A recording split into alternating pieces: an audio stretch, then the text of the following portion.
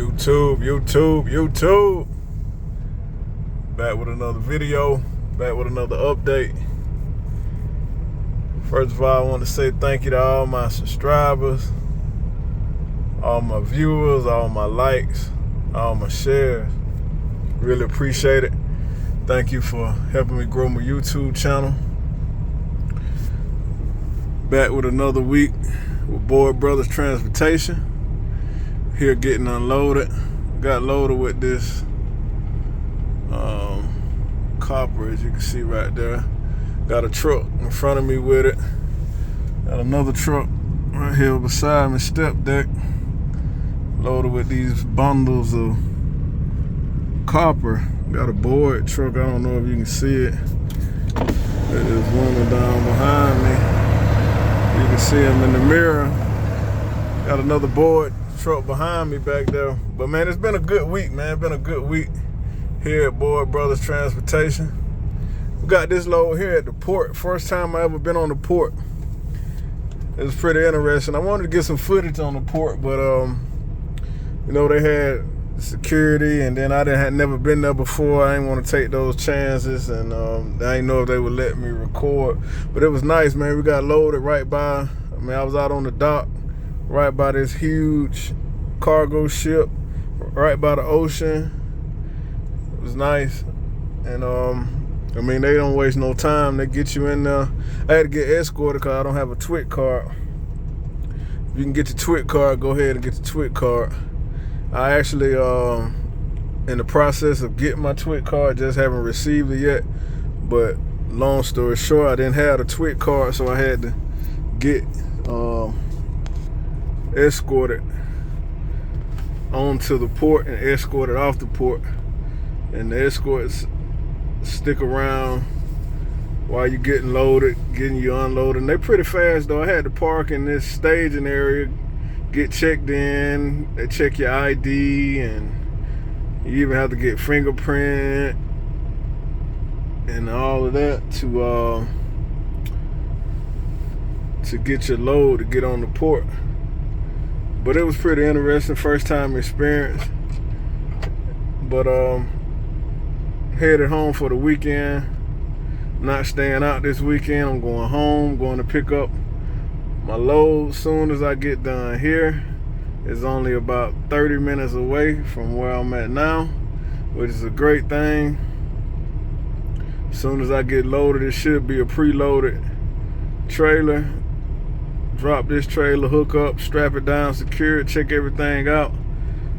Make sure the trailer is good.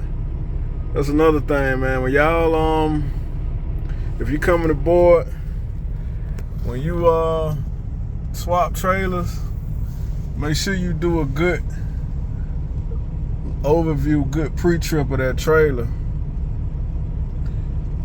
Because you want to make sure ain't nothing wrong with it when you pick it up and drive off with it. Because they sent out a message earlier in the week saying they had to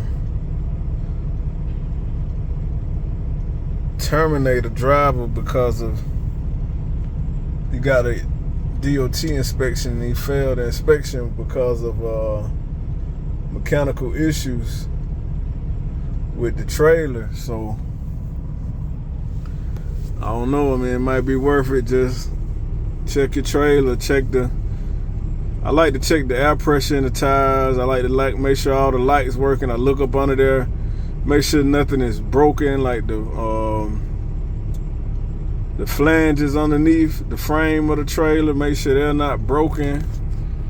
Make sure your air lines are not leaking, which you should be able to tell that from the inside of the truck.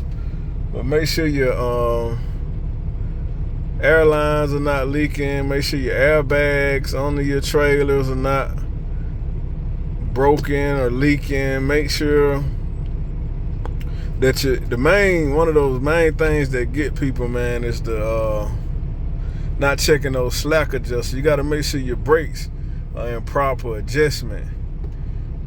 And they're telling me like DOT has the technology now to know when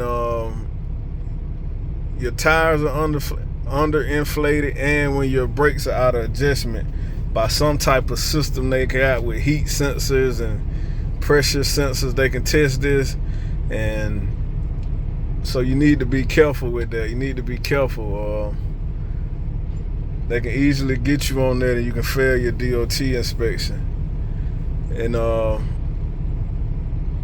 now I check them. I'm not 100% sure how to adjust those brakes to the proper adjustments. If they're out of adjustment, I haven't ran into that situation, thank God, that I had to adjust them. But I do check them. You want to just tug on them and make sure you ain't got no play and shouldn't move, I think, more than 1 inch with the brakes applied. So and if I did run into that situation, I would just call driver support and get guidance from them to see what they want me to do. If they want me to adjust them, or they want you to hold tight, they'll send somebody out, or however they want to do it. Maybe they can explain how to do it, but I would just let them know. So I take that ball out of my court and put it in the court of the company so that they can give me further guidance on what to do with that. Some of these veteran drivers probably already know how to do that. I'm not a veteran, and I would just rather take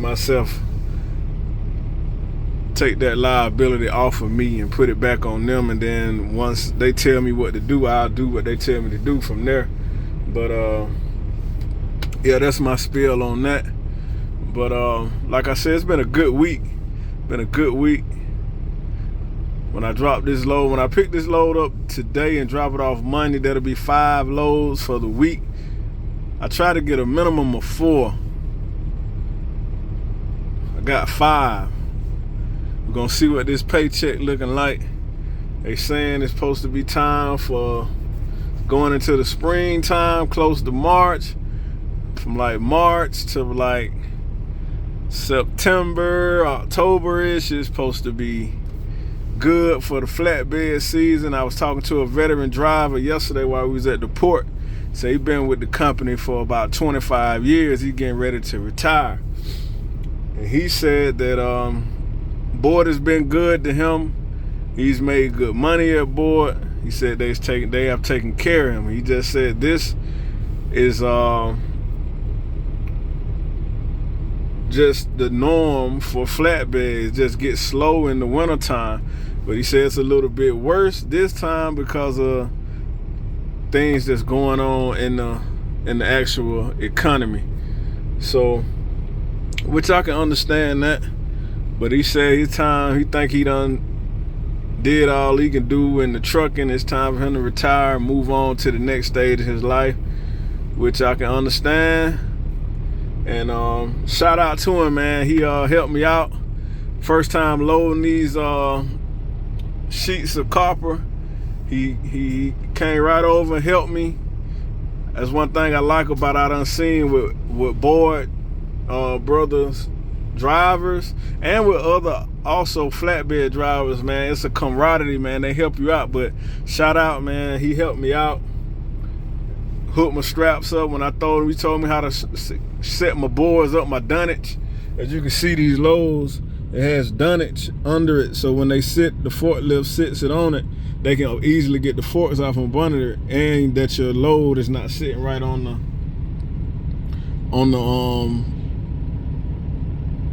bed of the trailer. But yeah, he helped me set my dunnage up in the right area of the trailer to distribute my load evenly on my axles. Gave me some pointers on that. He helped me strapped up, put my edge protectors on while his truck was still sitting there. He helped me get on up so I can get on out of there, because he had his twit card and he didn't have to wait on the escort. So and he got me on out of there, and then we ran back into each other on the highway, and we rode together all the way to our stopping point. So I appreciate that driver, man. I appreciate him. He gave me some good knowledge, some good tips on the lease purchase program. He gave me some, because he said he's actually in the lease purchase program, and he gave me some good tips, some good advice on that. So I really appreciate it, and I appreciate his help. Best wishes to him in his retirement. And got my truck right here in front of me getting unloaded. Hopefully we can go on and get unloaded. I don't know if this truck right here is gonna be next, or it's gonna be me. But either way, it don't seem like it's taking them that long. It's an easy load. They snatching it right off, putting it on the ground over there, put my dunnage up, and we out of here, get scaled out, get on to the next load. So, yeah, that's my spiel, man, on this whole week, man. It's been a pretty good week. I'm gonna message my fleet manager here in a little while after I get done with this video. I like to check in with her to check on my revenue every week so I can know what my check is gonna be looking like.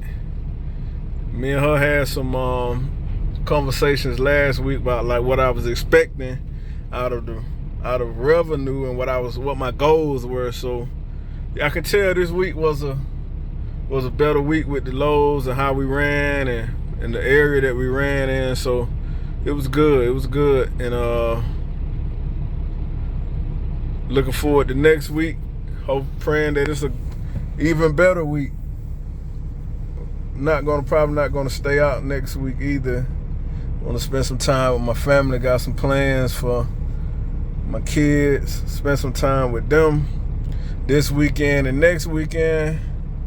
But after that, it'll be getting close to March, and I'm gonna be on the grind, man. I'm gonna be on the grind. I'm gonna try to run hard. See, can we get up north? Run up north. See where I can get up around that. See, can I get up around the Ohio area, somewhere around in there. See what's going on with the freight up in that area. You know, you want to try to get in the lane where you're making money. You can make money running down south, but you just have to be in the right area.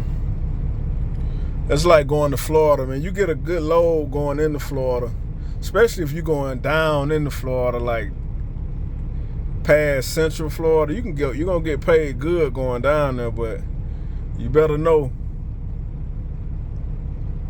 that you got something coming out of there, because you can get down there, man, and you have to wait around to get another load, or the load you get just not paying what you want to pay, which is, I mean, if you've been trucking for any amount of time, you kind of know what to expect going into Florida. But hopefully everything starts picking up around here for the springtime. More construction will be going on, more not just construction for us like building construction, but a lot of construction for as highways, and construction for as